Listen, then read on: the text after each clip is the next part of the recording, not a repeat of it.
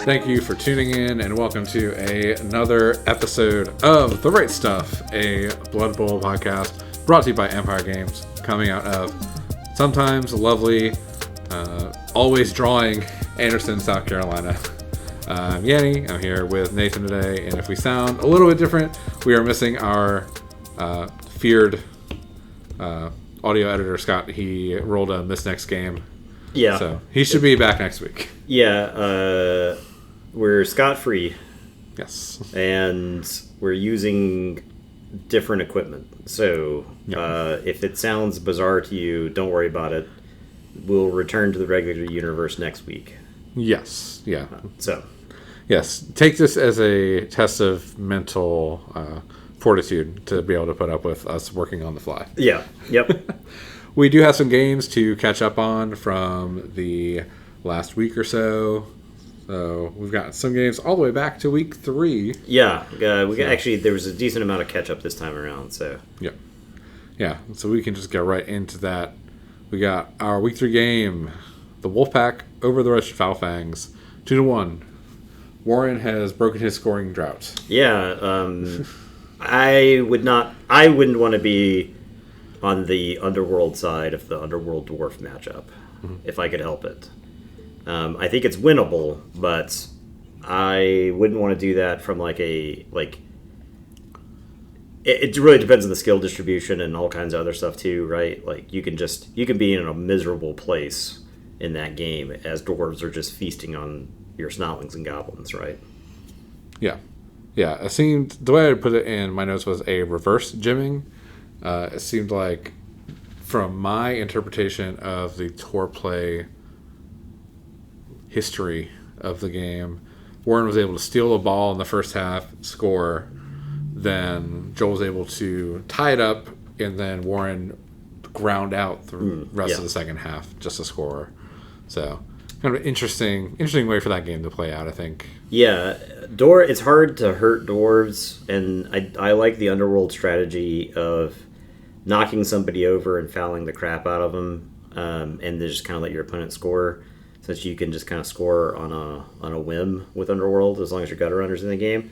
But I think dwarves kind of thwart that plan. Some of the teams that have softer targets, you can make sure that you're taking a piece off the board every other turn or so. And dwarves, there's a chance you don't even knock the dwarf over, right? So, yeah. We got up next the Russian Foulfangs in another game against the Clobbering Catastrophe. This is a 1-1 draw. Yeah. So that's definitely, from what I understand, Joel managed to score on an improbable series of events in that game. Let me pull up his message to me, and I'll read it for everybody real fast. He said he pulled off a Goblin TD with a couple of dodges and a go for it after a wicked Snotling surfing through orcs and picking up the ball and handing it off.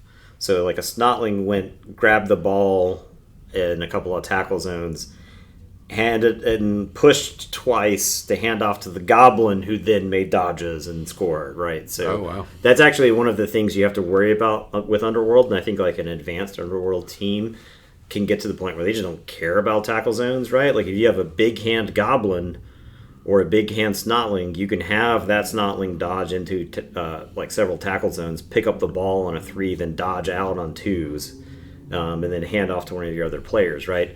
And it almost doesn't. It's like slant in that regard. Like it almost didn't matter where your tackle zones were. One strategic 3 up, and they just kind of ignore your tackle zones, right? Mm-hmm. So yeah, I mean, I think Underworld's one of those teams that has like a lot of potential for development over the course of a season.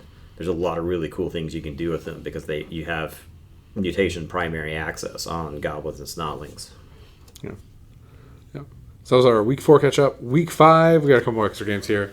We've got Tryhards and the Metropolitan Dumpster Rats. It was a 2-0 win for Ness in what seemed like a very quiet, scathing game. I didn't get much details from Barbie on this game, and Yeah, I suspect she got Nest in a couple of places where Nest will do some things that are like relatively underhanded and sneaky in a game as far as like positioning goes. He's going to set up a surf that you may not necessarily expect.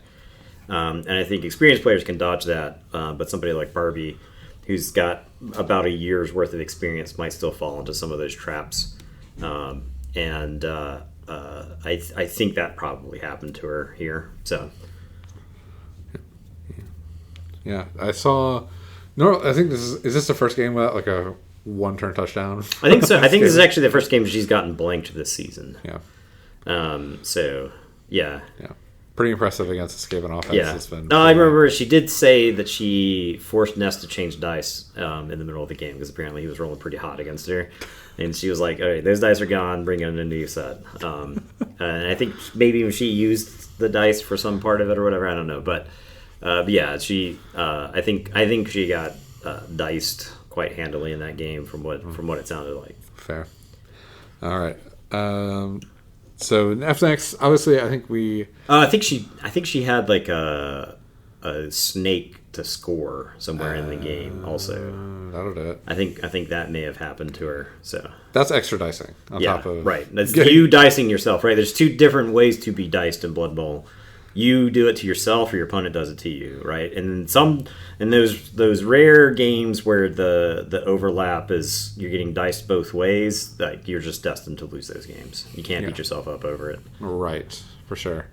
Up next, I think we have talked previously on the podcast, I believe, if not on the podcast, then in person, about draws, and how sometimes like draws like are not really worth playing for necessarily. Like a lot of times, the draws like very close to a loss. Think this is the closest to a loss a draw can get with our next game. Arbor Vitae, Rookwood Conspiracy. It's a 2-2 draw. Yeah. But one team went SPP negative. Yeah. Yeah, exactly. In the game. So. Right. Yeah, and from our understanding, this game is a 5+ pass away from a loss for the Wood Elves as well. I think Josh's team is particularly well built to fight elf teams, especially 8 armor elf teams, because he's got a lot of mighty blow, a lot of tackle, a lot of guard. Mm-hmm. And so that's the type of thing where you might just be running wood elves into a wood chipper. You can't just constantly cage dive in that scenario because you're going to end up down players. And it looks like in the second half, Josh was peeling players pretty fast, including a really key death, I'd say. Yeah. So. Yeah, like this was a game when I was looking through the sort of the standings overall. I was happy to get this game early against Josh. I was also extra happy that he was missing a blitzer with skills for that game, because that was going to be a thing that was going to be a huge issue for my team. And I was able to get away from that game without any super awful injuries. Yeah. And was able to win. But like, if he had that extra blitzer, like I probably would have been in the same boat. Yeah, right. As Wayne was in this game. So. Yeah, that team's going to be very scary going down the stretch. Yeah, the blitzers are about as deadly as they're going to be, right? So that's one upside for anybody who has to play Josh from here, is that the blitzers are at their apex. Now, what the rest of the team looks like by the time you play them in that season, I don't know. Mm-hmm. And there's diminishing returns once your blitzers are that powerful, right? Like you need a lot of SPP to get them to the point where they'll get the next skill. And then you're talking about very marginal, very incremental gains from there. So I'm interested to see where he ends up in the season for sure. A draw there, I mean, he really pushed Wayne to his limit too. I think a win there, Josh feels pretty good. He's probably happy with a draw, honestly, because I think Josh's track record against Wayne is not stellar.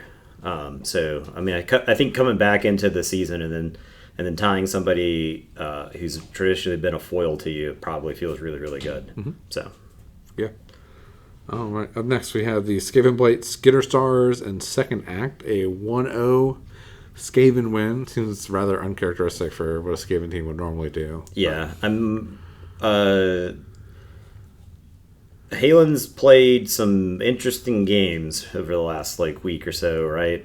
Mm-hmm. And this one was one because I think it was scoreless at the first half. And anytime you play a Skaven game and there's no score in the first half, you're just left wondering what happened. Mm. What did this game look like? So yeah, and if you see Skaven score in turn 16, maybe they were able to successfully stall that whole time. Gutter runners, if you just have a handful of gutter runners, you'd be shocked at how much you can actually stall, right? You can have a gutter runner run to the end zone, run back to midfield, then run back to the end zone. And a lot of players may not necessarily even be able to keep up with that, right? Just because of how maneuverable they are. Mm-hmm. Yeah. This is one of those games. Looking at it, it's there was probably it was a very interesting game to watch. I'm sure if you watched it in person, tour play looked boring. Yeah, but it's just the limitations of tour play sometimes will get you. Yeah, exactly. Wondering. It could be some KOs. Mm-hmm. something wacky on the kickoff that's not necessarily known about. But there's a lot of stuff that just isn't shown up. So right. The last of our catch-up games for this week is Clobbering Catastrophe with a 1-0 win over Oops, mostly Nurglings. I don't remember the exact message that was put in the chat after this game, but I do remember that there seemed to be some level of salt present in there. Yeah, I think it was something along the lines of Skitter failing to pick up the ball 5 turns in a row, or Hackflin failing to pick up the ball 5 turns in a row. Mm-hmm. Something along those lines, which, that'll do it. Yeah. I think that's the interesting thing about the 2-up gutter runner pick up the ball in these teams, because your guy is a loner. Now, Chase is not playing with any re-rolls, so you wouldn't even have the chance to re-roll it. You just got to roll the 2+. Now, 5 turns in a row is pretty unlikely, but not impossible. Right. So. Yeah, and even if it is impossible, we'd find a way to make it happen. Yeah. All right, on to our actual Week 6 games. Started Rag and Bone, Those Who Wander, one that we had picked out as what was going to be a real good game. So it turned into a 2-1 win for Sean. So yeah, I was informed by Will afterwards that every foul resulted in 2 players being removed from the pitch. Yeah, I mean, I think Sean's team is set up to weather that a little bit better, just because he has a higher roster count. Yeah. So. Plus, if you get a kill, then you get a free guy in the middle of the game too, right? Yeah, that's the thing about Undead. You really are incentivized to foul relentlessly with the team. It's kind of like a slow, grindy team sometimes anyway. And then if you get somebody killed, then guess what? You're up another player. It's like a 2-player swing in the middle of the game. You get a death. And Sean's had quite a few people that he's killed. Yeah. So he's gotten a lot of free zombies. Yeah. Almost like someone would be due for a karmic rebalance, possibly. Yeah, I guess we'll just set up the later thing. Yeah. We'll play the foreshadowing card right now. Yes. Yep. I need some ominous music to put in here. If only we had an audio engineer that could help us with that. Next up, we had Realm Gate Marauders and Tryhards 2-0 win for Ness. Fred talked to he had gotten diced a little bit in the game. From what I'd heard, dice just weren't cooperating with him. Yeah, humans. If you low roll on humans, you got a lot of built-in re-rolls, but if you can't manage a 3 on some dice, then sometimes things just go sideways for you. I played humans. The last time I played humans was back in the 2016 rules, but I had some games like that where it was just 4 2s in a row, huh? I just actually failed to interact with the ball or do anything, So that was kind of true with Nobility. That was true with Amazons. That was true with Norse. It's true with Khorne. True with a lot of the 3 agility teams. If there's just a span of 2-ups to do anything with the ball, you're fumbling around, and some other teams can punish you in those situations. So yeah. Sounds reasonable. Like, yeah, if the team is if your opponent is more likely to succeed on things than you, eventually you drop it. They will succeed where you cannot.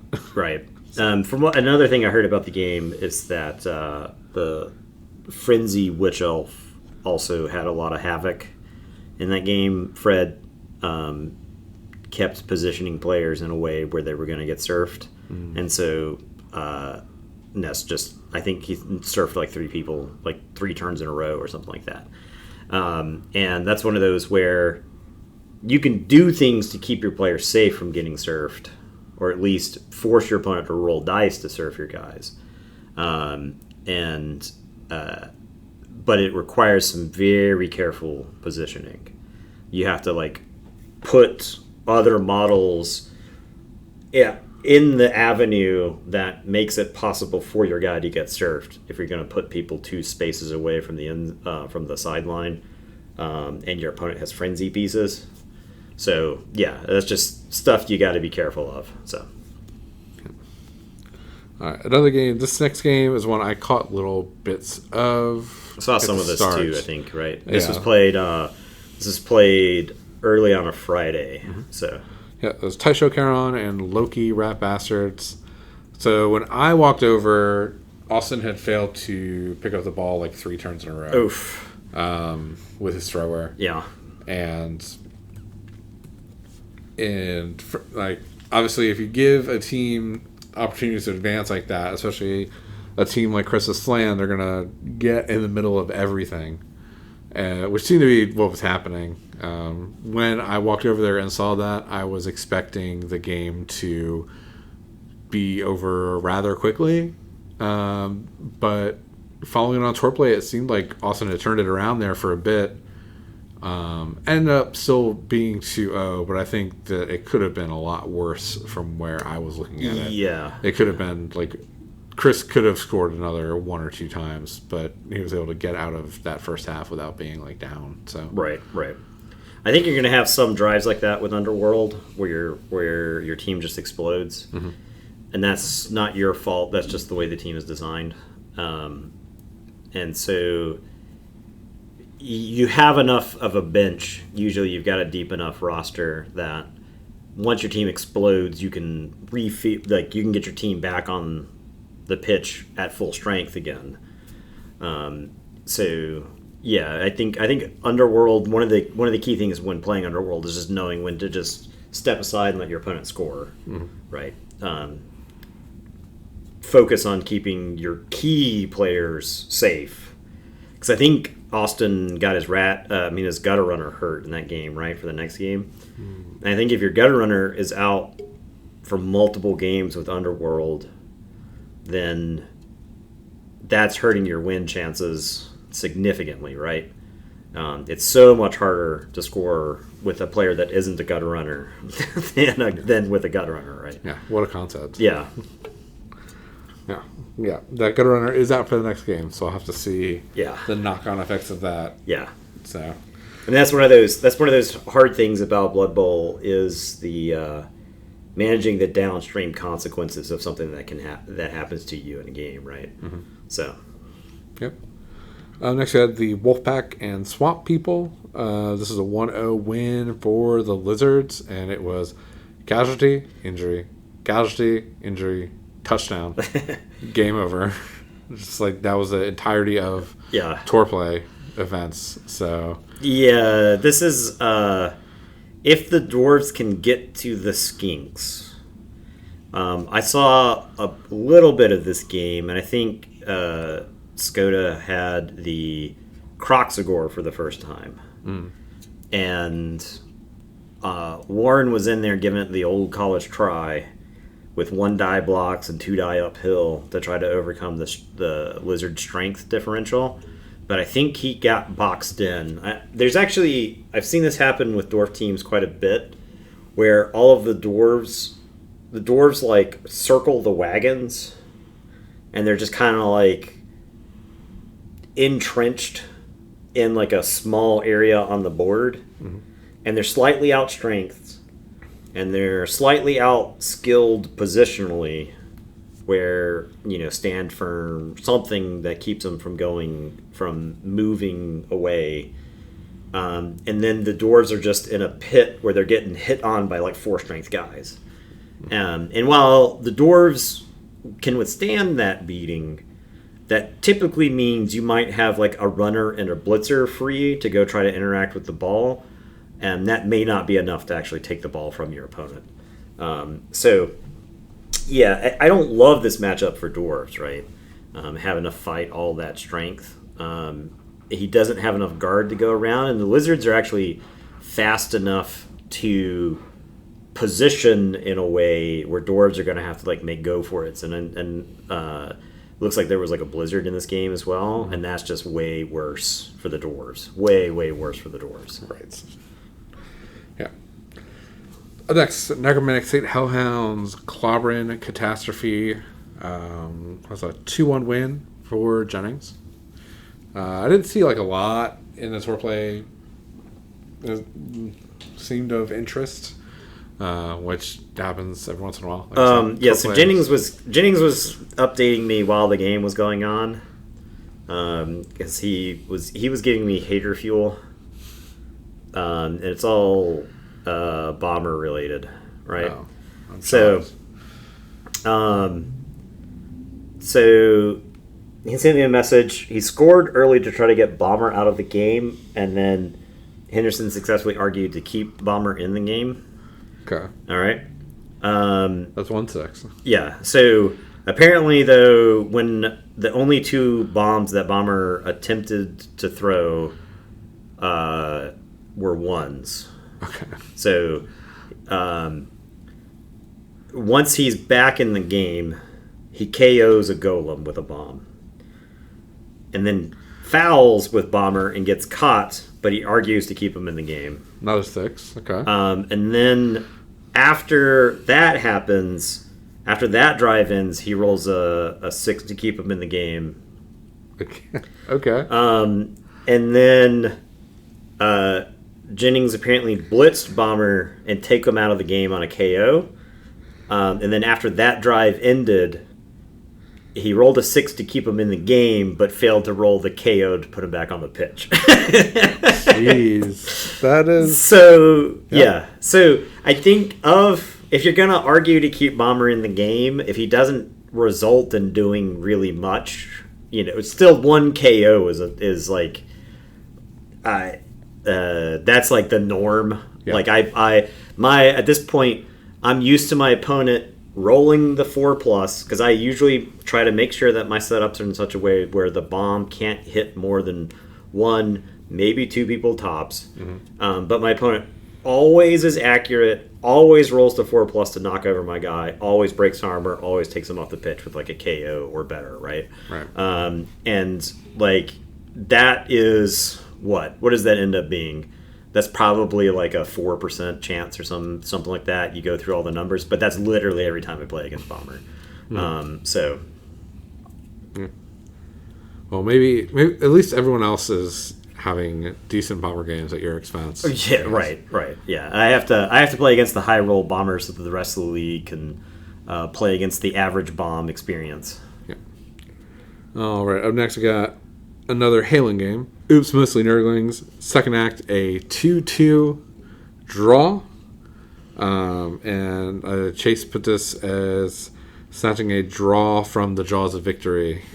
Yeah. So.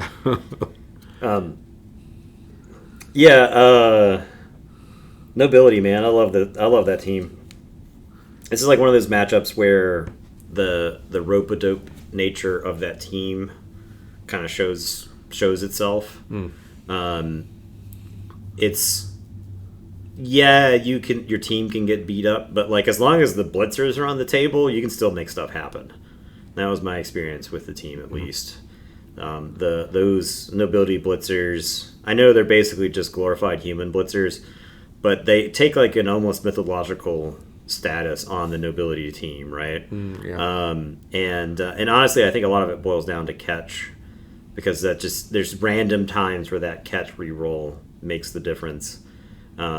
So yeah, I'm guessing Halen didn't have much on the field for that second touchdown, but he managed to swing it.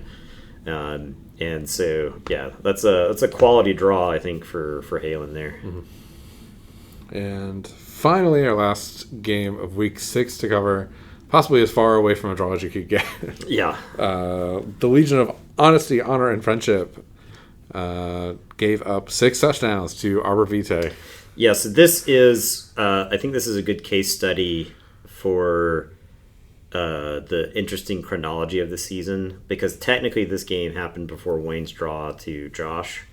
And there are those that would, if you're superstitious, would see that as a karmic rebalancing headed into that Josh game for putting the foot on the gas so aggressively in this game. I think playing Black Orcs is not easy to do. Starting Blood Bowl is not easy to do. Playing against Wood Elves, not easy to do. And so that's like the kind of combination set up for this game where you just have Wood Elf players just dunking the ball in the end zone again and again and again. And if you're, I do think, apparently the Tree Man was fouled out of the game early, and Wayne used his Apothecary to get the Tree Man back. Now, I would say strategically, fighting the Tree Man is a mistake with Black Orcs. You need your Black Orcs to really guard the ball, screen off avenues where the Wood Elves can kind of just dance around you, right?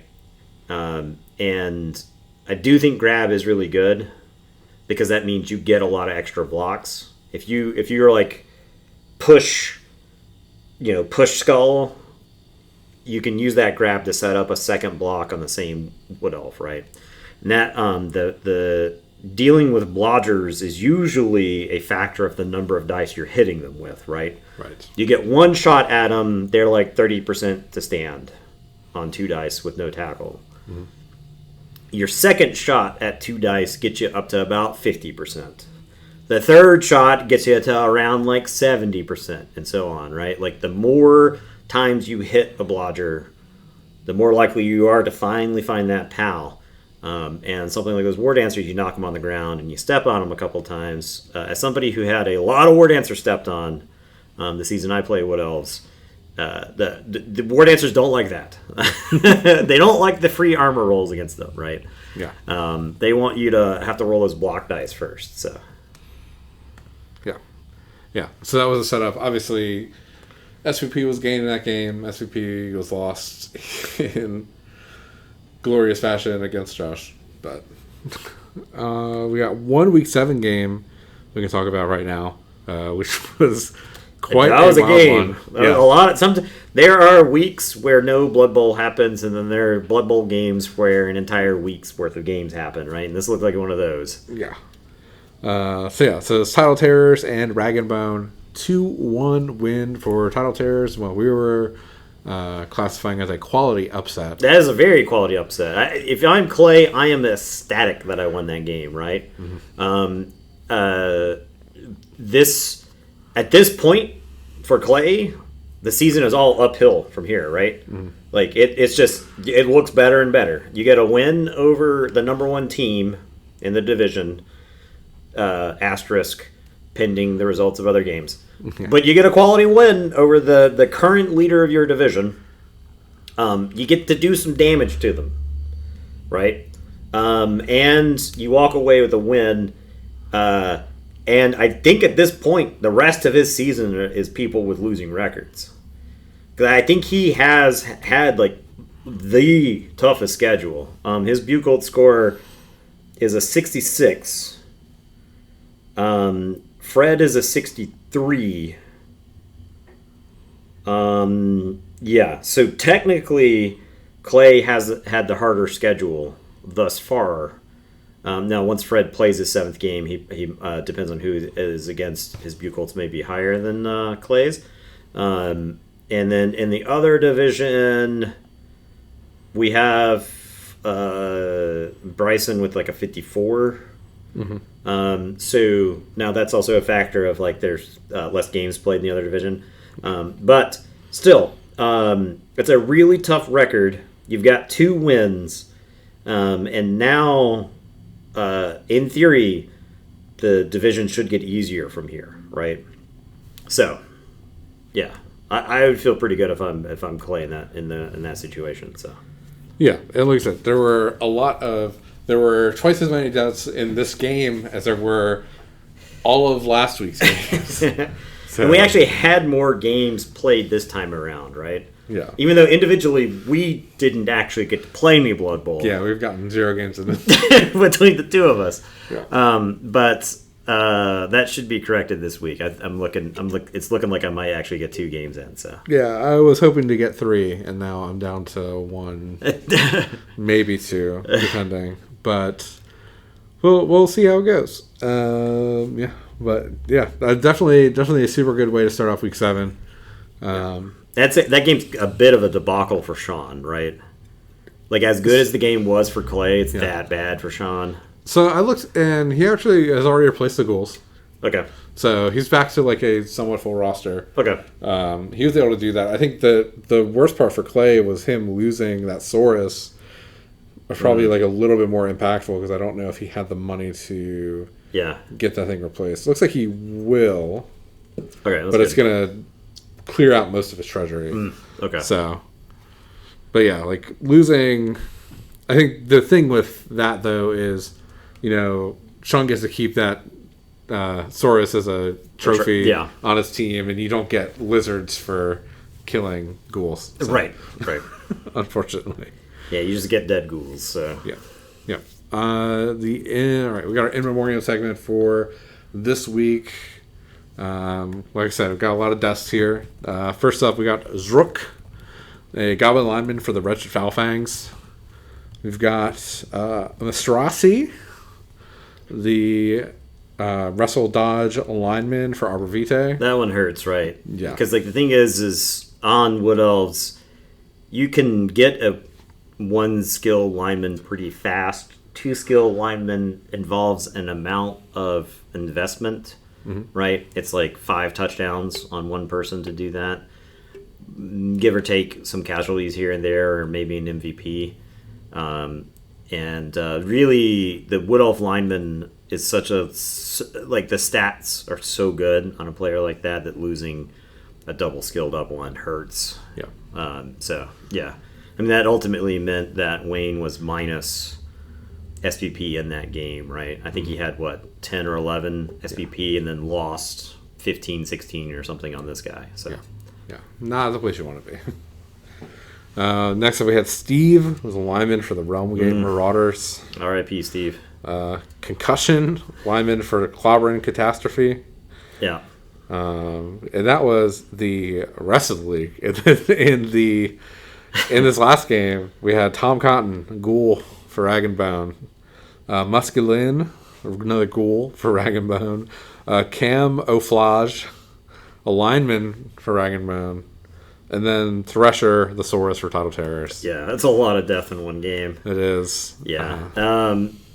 Losing a zombie, that's not too bad. Losing a Saurus stings. Losing 2 ghouls hurts. Yeah.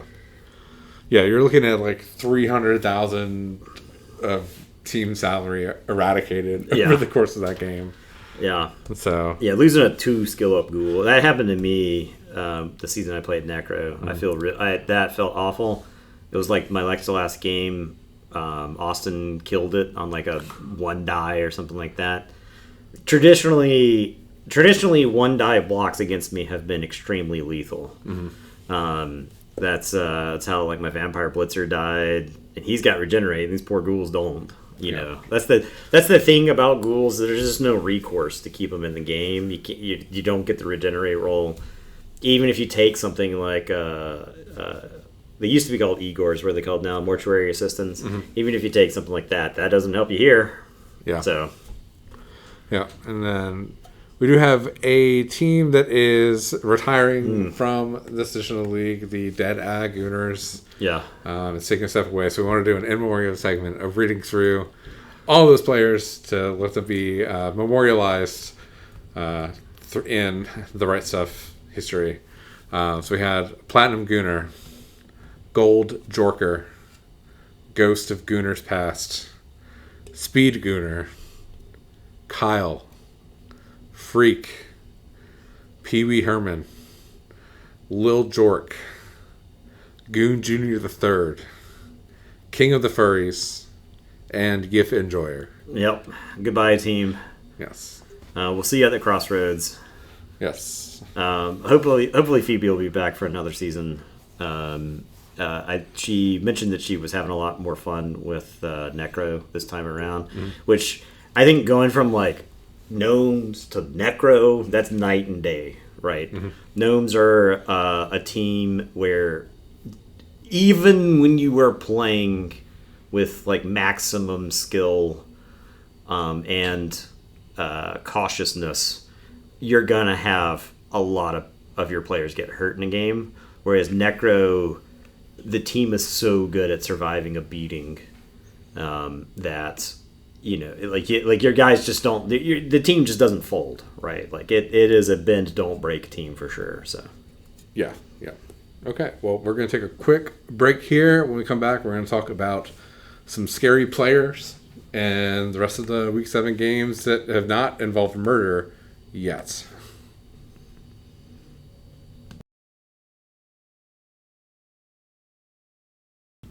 So, with the season being a redraft season, we get a little bit more to talk about players that have been developed over the course of multiple seasons. I get to talk about that. So we get to talk about some scary players where we didn't get to do that much in the last season. Right. We had one we thought we were going to have to talk about, but then it died in week 2. So yeah. No super werewolves in this season, but there are some players that we have on the radar as players to sort of watch through the rest of the season. We're approaching halfway. So part of this segment is to try to give the announcer's curse to some of these players, I feel like, right? We say, oh, look at how good this player is, and then something unfortunate happens to them. Oh, no. No. I mean, I'm mostly talking about players from the other division, so as not to stroke the ego of any certain individuals that might have some crazy, strong, big guys in the division I'm in. So, I'm trying to play it off that way. Yeah, I think that's fine. So, I guess out of the players, I think there are some players that you can look at and say are just like generically good with their suite of skills. Some are going to be like scarier for certain players. But if you had to pick like players in the league that you're currently watching to see how they end up, who do you have as your radar? So, I think one of the most interesting players that I want to see how they develop is the Beastman Kutcher for Those Who Wander. This is the 2 heads, prehensile tail, tackle Beastman. He's missing like block to be like really, really good. But that's a piece that I think, because I think all of the skills are randomed. I think this is an incredible piece. And can develop into a really horrifying support role, right? I think that's a really cool piece overall. If there were more stunty players in the league, this guy would actually be nightmarish for them. Yeah, I definitely agree. I'm looking at it as someone with a bunch of dodge. Yeah, right. This dodging and agility 3.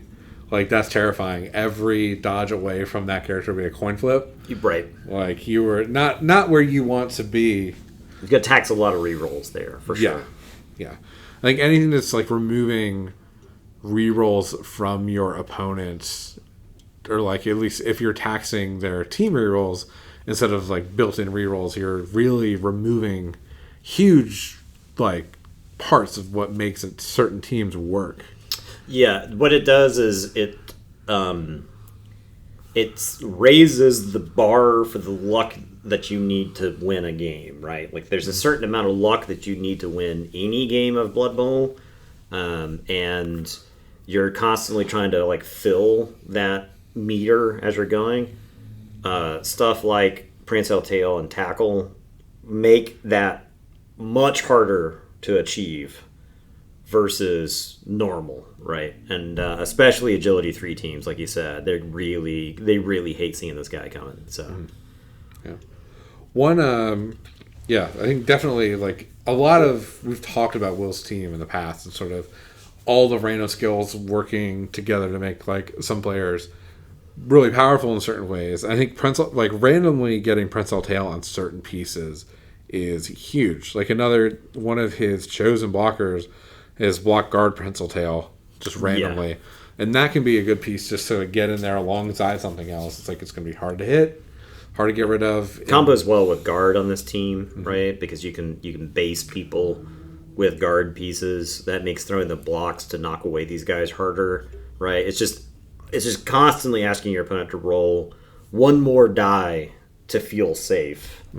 And if you make your opponent roll enough dice, they will eventually fail. Right. Yeah.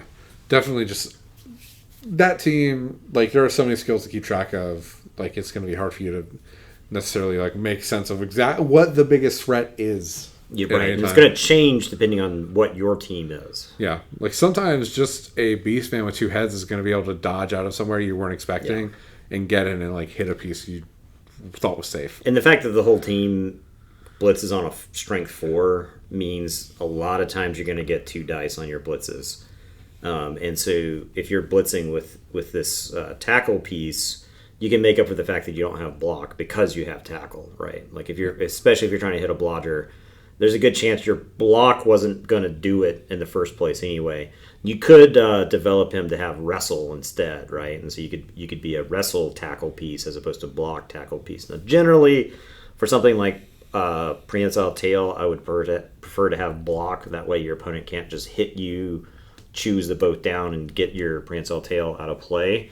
But wrestle tackle makes like for a really good offensive piece. If you need to like take the ball out of the hands of blodging players. Right. So. Figure we'll take care of the small diminutive elephants in the room. Jurgen's 2 dwarf runners. Yeah, I think the 4 strength one is the one that's the scariest currently, right? Yeah, but the other one is like no slouch. Yeah, 2 movement 8 block pieces. One with strength 4, one with dodge. Both of those pieces are like very scary. Well, the sure hands is relevant, right? Yes, we've got a little bit of strip ball in the league, and so the fact that they come with sure hands makes sure that you can't just strip the ball out of the hands of the 4 strength runner, right? So that's huge. Yeah, and that runner with 4 strength also is sitting at 18 SPP. So it's working towards something. We don't know what it is. Yeah, if he hits agility, like, oh my god. Armor is not bad. I think the current plan was you roll the stat, and if you hit something crazy, you take it, and if you don't, you just default to dodge. Which that's a perfectly defensible plan in my opinion. So yeah, I was like, yeah, if your fallback is dodge on a piece like this, like this is like a super Jaguar at that point. Yeah, like, right. You're happy with that, right? Like, and I think that's part of the thing. Like coming in with both of these runners already on this redraft is like that's created this monster of a dwarf team that operates on a dimension that, as of recently, has not been a part of dwarf teams in the league. Like, most of the dwarf teams have been like more on the bashy side. You're just going to grind it out. This team will foot race you. Yeah, and I think people aren't ready. Right. Yeah, when they're both when the runners are both 8 speed and one of them is 4 strength, that means they can run. So like dwarves are really good at like setting the line and then forcing the opponent around to either side of like where you set your dwarves. So what Jurgen talked about a game where his opponent was like running sideline to sideline to try to like stretch it out, and his runners are just in free safety position, keeping pace with the rest of the team, while the core linemen of the team don't really have to move that far. The runners can just shore up any of the positional weaknesses on the flanks when they're that fast. So, yeah, definitely some scary players. Other ones I know I'm going to point out for the Gondolin Glory Hounds. We've got a couple star players on this team. Yeah, the Blitzer is obviously really good, but I think the one agility catcher, that's already blotched up with one agility. That player, Clay was talking about how it didn't really matter what he did in the game; he couldn't stop that player. Yeah, which sounds about right. I mean, one agility means you can dodge into one tackle zone on a 2 or better. Yeah, it means you can pick up the ball in one tackle zone on a 2 or better. Yeah, it's crazy. Yeah, you can't actually get better than that. Like, it is literally free to go into one tackle zone or to pick up the ball in one tackle zone. Right. So. And if we're talking 2 tackle zones, you need a 3. If you got rerolls, go for it, man. Like, trying to pick up the ball on a 3 or better is like what ghouls and people have to do, right? You know? So, that's like, I feel like that player, this player can develop in interesting ways from here.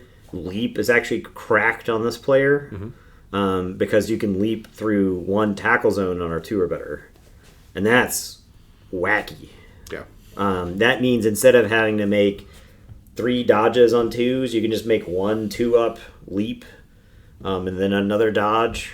This player can get places that elves can only dream of until now. So yeah, that's going to be a piece, I think, like that team. It's almost Jordell Fresh Breeze because he has like a once per game jump anywhere on a 2. Yeah. So. Yeah, if you are slowly turning your players into star players that you could only normally take for 250K or more. Yeah, you got to be happy with that. Yeah. Other big ones, we got tryhards. So our one superstar level player currently in the league is one of Nessa's blitzers that is movement 8, dodge, mighty blow, dauntless, tackle. Yeah, very solid player. Just generically good in a lot of places. Yeah. This is kind of like the apotheosis of a dark elf blitzer here. Get some extra skills, get a mighty blow. This is like your dedicated blitzer on the team. Dark elves are interesting that way. You played them at Palmetto Cup, right? Like you have a lot of blitzers, but they aren't necessarily who you're going to blitz with, depending on what the board looks like, right? Yeah. Because the witch elf is really good at blitzing, you know. So yeah, and on Nez's team, a 4-strength witch elf with wrestle, pretty good at blitzing. Yeah, and movement 8 as well. Yeah. So yeah, that piece is crazy. I think the one thing I will note for this blitzer, having Dauntless actually is going to matter through the rest of the season. He hasn't played Ide yet, and he hasn't played Clay. You're right. So he's got some 4-strength people that he might be willing to just try to roll a 2 up and see if he can get some good blocks. It gives you a game against them, right? A lot of times you're having to, like, especially with Dark Elves, you have to fight like this disparate strength battle, and any team that outmuscles Dark Elves, it's a real struggle. But with 4-strength and Dauntless, you can stand and bang against a lot of those teams that normally you'd want to back away from. So, any other players in the leg day division kind of caught your eye? I wanted to point out Conan the Goblin. I don't think he's had the best season so far, but he's just like a couple of good rolls away from popping off at any time. That's the block Dauntless Mighty Blow Goblin that I brought back. Like he didn't bring back any Black Orcs, he brought back this Goblin. So I think this Goblin could probably develop over the rest of the season. Yeah. In a really funny fashion. So. Yeah, I mean, there will be a game that we talk about by the end of the season where that thing will have killed something. Yeah, way something above its important, weight class, and then we'll be like, okay, that was a good choice. It'll have been worth it for all the Black Orcs you could have taken just to kill one key thing. Total body division, I didn't have like as many. Obviously, your Bloodspawn Crazy Teeth on round 2 is pretty formidable. Yeah, the list of things that I still want on the Bloodspawn at this point is rapidly diminishing. This was always the plan of the Bloodspawn, was to get it to the point where it was less of a liability and more consistent. Right. You start Claw's Mighty Blow, and I can tell you right now, I average like 1 double skulls a game with the Bloodspawn. The fact that you've got Pro will oftentimes get you out of that without having to sink a team reroll into it. The Horns... I took Horns at the time because I was going to be playing against Chase, and I have not regretted the Horns at all. The Horns, with 1 assist, gets you 3 dice versus strength 3 pieces, and that's been huge. Being able to blitz other big guys 2 dice without needing assists has also been huge. Right. It's not... I don't think it's a surprise that the Crazy Teeth is leading the division, or leading the league in casualties for a single model. I intend to only make it deadlier from here. Yeah. I'm very glad that we still have to play our game, honestly. Enthused. Yeah. I don't know. Like, I was not expecting to get tackle so fast on the Bloodspawn, but it racked up casualties early in the season. I haven't...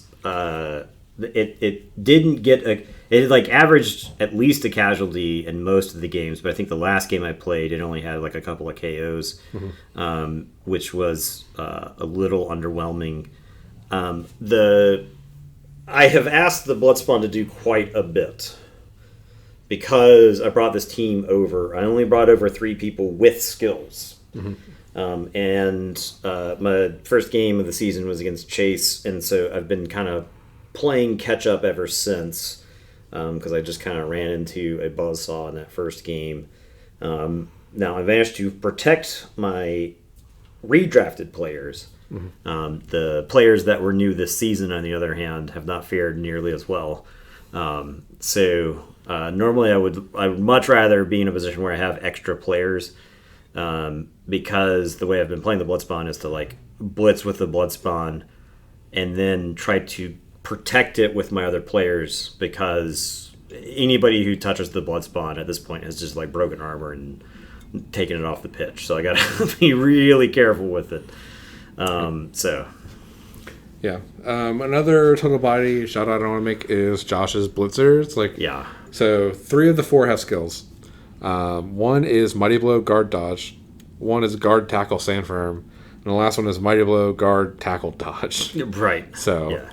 I think very deadly group of I think players. the obviously the Mighty Blow Dodge one is probably the best of those, but they definitely function really well as a unit, right? And I love Stand Firm and Guard, because that just means like you don't get to reposition. Like it just makes the scrum really annoying. Right. Like that is just like a frustrating kind of situation to play against. That's the way Nobility was. Stand Firm Guard is just it makes pushing your opponent around really tough. I'm not gonna sit here and talk about my own team because that's kind of boring. Yes. You got some good players on your team, I'll say that. I think the Jaguars are like the scariest players on Amazon, right? They're the ones you have to like respect the most. And I do think the best player on the team are probably the Piranhas, right? I think a lot of people will see the Jaguars, but the Jaguars are usually like up to their necks fighting people during the course of the game, right? Whereas the Piranhas are the ones that will usually win the game, right? I don't know if this has happened to you, but you blitz with a Piranha into somebody who's got the ball, you knock them over, you follow up into the square that they're at, the ball bounces to the Piranha, you spike like a 5 to catch it, and then you get to hit and run for free out of the zone, and then your Piranha's just gone in the other direction. Every time that happens, it's the most powerful feeling in the world. Yeah. Oh, for sure. Yeah. Anytime Piranha's able to do something like that. Feels great. So my roster, I just added the second thrower in. I've been trying to like manage money, but I added the second thrower, and I have some plans for that one. It will not be the scariest player in the league for sure, but I'm going to try to make it the most fun player in the league. Yeah. So that'll be the throwers on Amazon are really good. Yeah, they're really good throwers out of the box. Obviously they don't have sure hands, but the thing about Amazons is block or wrestle on any model, and they're already a good player. Right. And then you start mixing in some other skills, and then you get like a depth to the team that makes it go the distance in a league. So, yeah. Yeah. All right. I think that's going to wrap it for our little... I want to shout out Strong Hand real fast. He's like second in the race for casualties or so at one point. Like he's up there. He may not be like second anymore, but he was the person who was murdering people left and right. Yeah. And that's another one of those guard, mighty blow, tackle, block, flesh golem roadblocks that you just kind of set up somewhere, and your opponent it usually is just better to go around. So. Yeah, I'm hoping to stay far away from that whenever we play. Yeah. Yeah, I did also want to give an honorable mention to Hefe, the sneaky get dirty player. Snotling, probably because it's most likely responsible for the most damage in the league of any model, which makes it extremely scary in its own regard. And I also think that were you to ever hurt this precious baby, then the rest of the Snotling team is going to foul themselves out of the game against you anyway, right? So that's fair. Yeah, if a model ever actually hurts Hefe to the point where Chase can't use the model, then I think Chase is gonna just annihilate that person's team. So yeah, that's very true. Well, manifesting something, hopefully. Let's talk about Week 7 preview for matchups that we have left. Yeah. So we can get out of here and hopefully play some Blood Bowl this week. Yeah. Hopefully. Yeah, I think I got a game Thursday night, and definitely have a game Saturday morning. So yeah. All right. So leg day, Week 7, we got Loki Rat Bastards and the Metropolitan Dumpster Rats. I had this one as one of my picks of the week. It's probably a fun one, right? Yeah. It's probably a fun one. These are both teams that have been putting points on the board regardless of the final results of the game. And they're both teams that have kind of taken a trouncing here and there, but they keep bouncing back. So, yeah, I mean, I think that's probably going to be a fun one. Mm-hmm. Yeah. Another pick I had for this division was Those Who Wander and Darn Tootin'. Ooh. That one's going to be a great game. That's a spicy one. That's a spicy one. Yeah. Jurgen's behind, but I think he should be getting some catch-up this week as well. Yes. Oh, we should also welcome our new coach to the league. Yeah, Christian. Yes. He is jumping in the league. He's playing Skaven. He is very new to the game.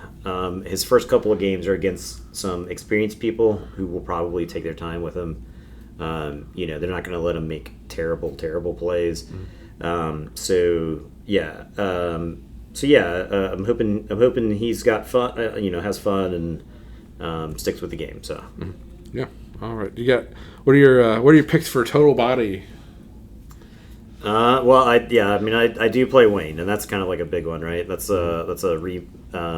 I would like another shot at this Wood Elf team after Palmetto Cup. This is a little bit of a different matchup. It's not like finesse team versus finesse team, vampires versus Wood Elves like at Palmetto Cup. This is cudgel versus scalpel, right? Mm-hmm. My ability to protect the ball, I will say, is dubious at best, because I have one person who's like capable of protecting the ball. So the question is can I get down the field with Wood Elves hanging off of every part of the crazy teeth? I don't know. I think that's kind of a banger for sure. I think a lot of people will probably be watching that one with some interest. And let's see. We've got some like mid-card matches, I think, there that might turn into essentially playoff games, right? Depending on how the rest of the league shakes out. Some of these mid-card games, the like second act versus Necromantic State Hellhounds. Now I think John is in like good position to make the playoffs, but Halen, he's not out of the contention. He's middle of the pack right now. Got some quality draws. And if that game turns into a win for him, then he'll jump up into the rankings. And so like stuff like that. Same thing with like Swamp People. Those are games where those players rattle off a couple of wins, and they're right back in the playoff talk. Right. So, since technically we're at the halfway point of the league, it's just like really difficult to try to figure out what the playoffs look like. Yeah. There's so many games out that's like Yeah. Well, we'll have to see. Hopefully, I don't know. I think it's going to take 2 weeks before everything is hopefully caught. Yeah. But apparently there are some more vacations. I am going on vacation at some point, but I don't even think my vacation schedule will interrupt the podcast recording. That's excellent. So, although I think a podcast of Scott and I, you're the one that has to leave now. Right. So we got to make that work. Yeah. And once we've done that, then we will have fully succeeded as a podcast. I have to scream at the top of my lungs at everybody in the room. I have the right stuff. Exactly. There we go. Yes. Yes. The one who rolls. Well, I think that's going to do it for us this week. Appreciate y'all listening. And didn't even really mention, this is like a milestone episode. 25? 25. 25! Yeah, came and gone. It's been a blast, honestly. It's really cool. I like, people talking to us during the league. It's been really fun, chipping in. So I hope everybody feels like this has been relatively like a collaborative effort, right? Like we can't do the podcast without the games in the league. Right, we've got a colorful cast of characters here who, obviously make reporting on these games fun. Yes. We appreciate the heels. We appreciate the baby faces. Thanks everybody. Yeah, we need to make sure it's the right ratio between the two, because I think sometimes we kind of go. We're kind of like the WWE. We got almost everybody's heels. So. Got a real snutling DX scenario going on. But wherever you're listening to this, if you want to go ahead and give us a follow or a like or a review, whichever way there is for you to interact favorably with this on the platform that you are on, we will take it and use it to keep going. So appreciate you listening, and we'll catch you next week in what will probably sound way better than this one. Yeah, probably. So. Appreciate it, everybody. Yep. Bye.